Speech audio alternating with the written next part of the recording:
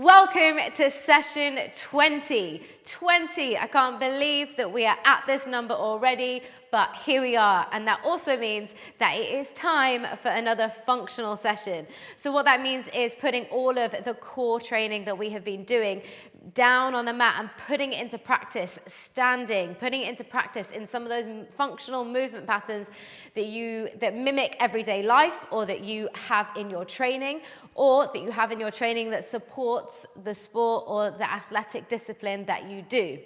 Okay, you're going to need a medium dumbbell or kettlebell for this. If you have access to either, then a dumbbell would be my preference, but both will work just fine. Okay, this session is another 16-minuter, so we've got that extra bonus minute from what I told you all before you signed up to this. But you're in now, so I can add the extra minute. All right, you've got the weight in one hand, and you are gonna rack it up, elbow in, core nice and stable, and let's go for a front rack walk. Okay, so walking either the length of the mat, or if you have the space available to you, you can go for a little walk around your gym, you can go for a little walk around the house. Don't venture too far from me. Okay, it's only 45 seconds in total for the walk. Okay, just making sure that we are not giving in to a side bend of the weight, that we're not overextending in the chest. Okay, staying nice and strong and stable in the core. 3, 2, 1. Good work. Okay, keep it in the same hand and same arm, same leg, as hand that's holding the weight. It's just going to go back on your toe. Okay, tiny micro bend in your sporting, and you're going to press overhead and back down. Here we go. And press and down. So you're trying to avoid overextending in the rib cage and dumping into the lower back. Okay, ribs are pulling in towards one another. The rex abdominals are pulling down and controlling the rib cage. Okay, exhale as you push up. You can always use the arm if you want to help you out with that movement. Good, really thinking about the core in this. Okay, keeping it nice and strong, nice and stable. 3, 2, and 1. Good, all right, dropping it down, and let's do both of those on the other side. Okay, so I'm gonna start the other end. Okay, 3, rack it up, 2, and 1. All right, take it for a little walk.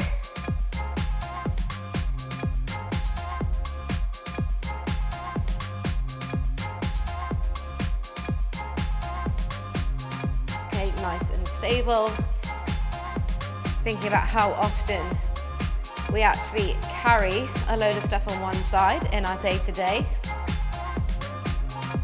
but also we're unilaterally loading the core. So we're loading on one side to make the core work hard to stabilize.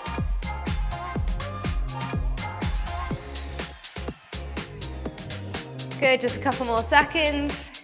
3, 2, and 1. All right, keeping it in this hand. Same foot as side that you're holding the weight goes back on the toe. Tiny micro bend in that supporting knee, just so we can release tension from the lower back. And when you're ready, press and control it in. Okay, ribs pull down as you punch up.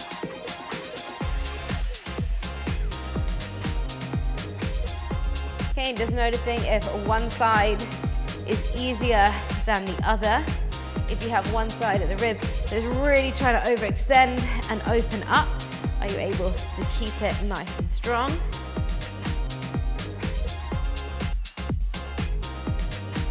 Good, just a couple more.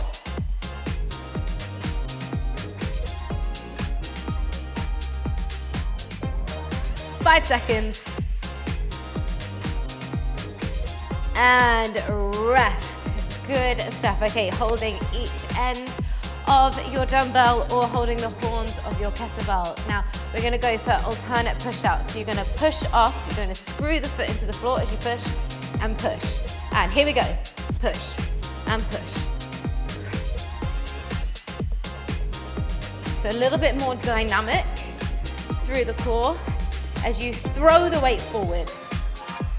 You're screwing that foot down into the floor, and you get most of that challenge to the core as the arms are extended out.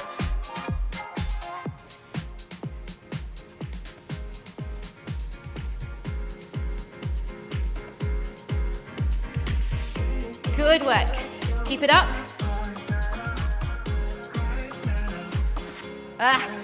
3, 2, 1. Woo! All right, next up, we have a halo. Okay, so slight bend in the knees. We have done this one before, bringing that weight up and tracing around the head. 3, 2, 1. Okay, trace around the head, but unlike before, you are gonna finish with the weight out to the side. And then you're gonna go back the other way. So you're always gonna swipe across the face first, across your face, round the back of the head, and sweep the weight out to the side, keeping that core. So you really feel that core is being challenged when it's all the way out there.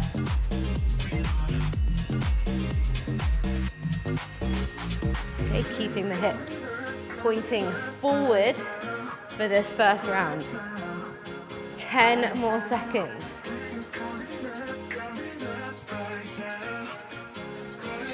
3, 2, we get to finish this one. 1, well done. All right, this next one's a bit dynamic and it's gonna involve a lot of balance. Let's just start with the toe down to start off with. So, single leg Romanian deadlift, down, and then you're gonna power straight up into that overhead press, okay? Keep most of the weight in your standing leg, power push up. Power push up. Okay, so transferring the power from your lower body to your upper body without any energy leakage to the core. All right, this turns into that single leg, floating off and power up. Okay, finding that balance. Transfer that power from the lower to the upper. And using that other hand to slice all the way out and rest. Okay, take it straight to the other side. Let's just maybe do the first couple with the toe down again, just to set up that movement pattern. Okay, on the toe, nice light touch, slight bend in that standing leg. 3, 2, 1. Hinge down and power up. You're gonna feel like your heel on the floor is trying to slide backwards. That's gonna really help activate your hamstring. So it's not just the heel digging into the floor, it feels like your heel is sliding backwards. Okay, and then when you're ready, try it with the leg off. And put that balance to the test.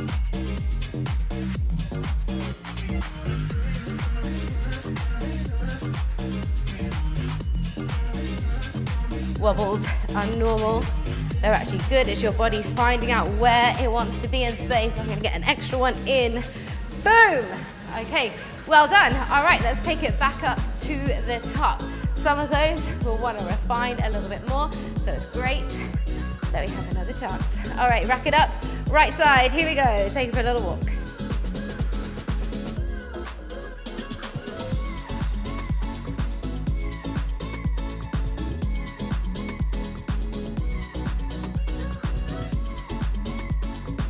Okay, now if you remember in some of those earlier sessions when we were talking about correct engagement through the TVA, and I gave you that example of magnets on your hip bones drawing together, and when we were testing it, we had the fingertips on the inside of our hip bones, okay? I want you to try and feel those magnets draw together here to really engage through that deeper core layer, okay, the inner core, and rest.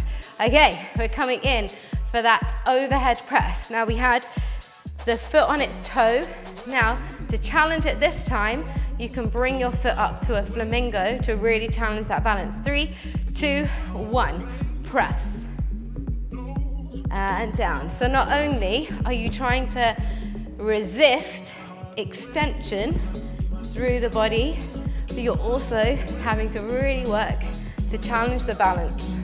And yes, your ankle is going to be going as well, but your core is massively involved in balance. If you're finding it hard to balance, find something to focus on in front of you. Maybe even go with the lightest toe tap down, and then you can gradually build it up to that flamingo.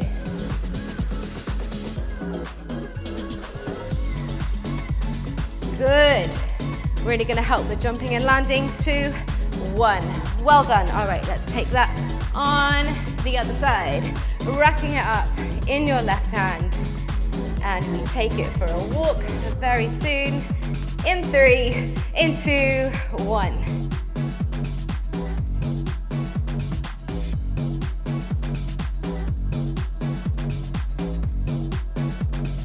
Okay, these carries, either farmer carries, front rack carries, overhead carries, are so good for that functional core strength.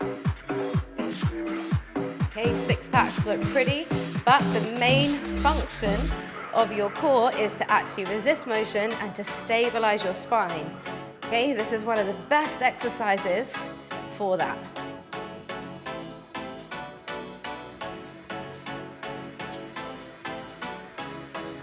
Good work. 3, 2, and 1. All right, bring it back into your mat. We are coming in for that press. Okay, so either starting with the toe down, nice light touch, slight softening in the knee, and we press and punch up to the ceiling.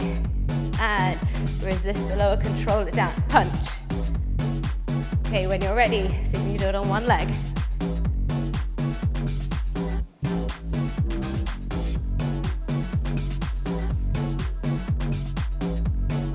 Nice work. Yes! Love it. Come on. 20 more seconds.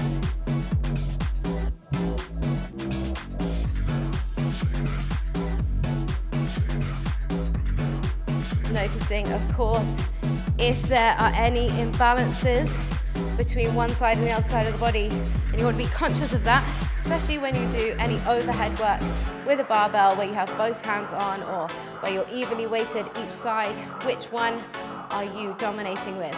Okay, next up, we have those push outs. All right, so bring it in, and legs wide, and okay, now get a little bit more bend in the legs this time and drive a bit more power. Okay, you want to be solid in your core, so nice and strong and stable as you shoot the arms out, not letting anything wobble around.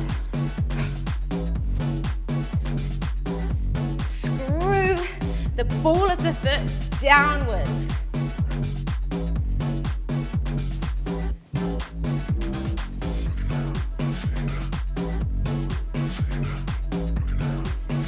Good, 10 more seconds.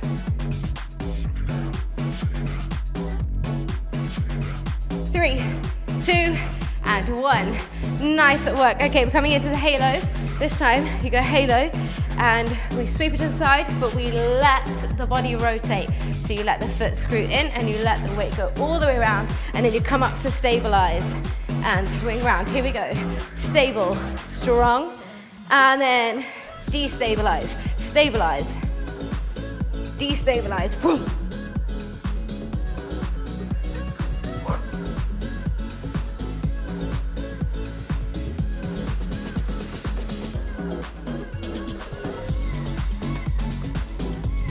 Good, make it nice and dynamic.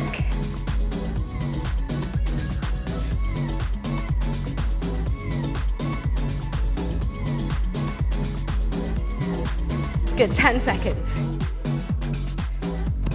Let that weight really swing back, power. So you really rotate and resist the rotation. Nice. Okay, we come into those single leg deadlifts with that power press overhead. All right, of course, you can always have the toe just lightly down for the first one. Set yourself up right, 3, 2, 1, here we go. Down and power press up. Then whenever you're ready, either lighten the toe or bring the foot all the way off. Hips are square, shoulders are square. Same thing, hips are square, shoulders are square.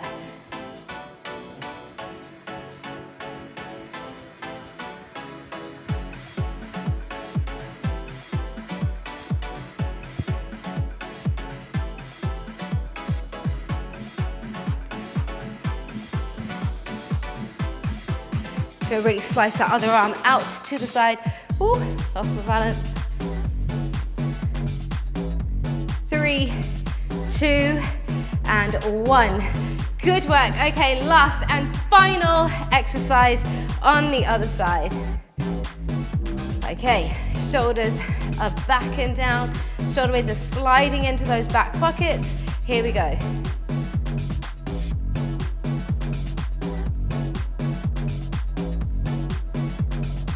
Control down, and then transfer the power.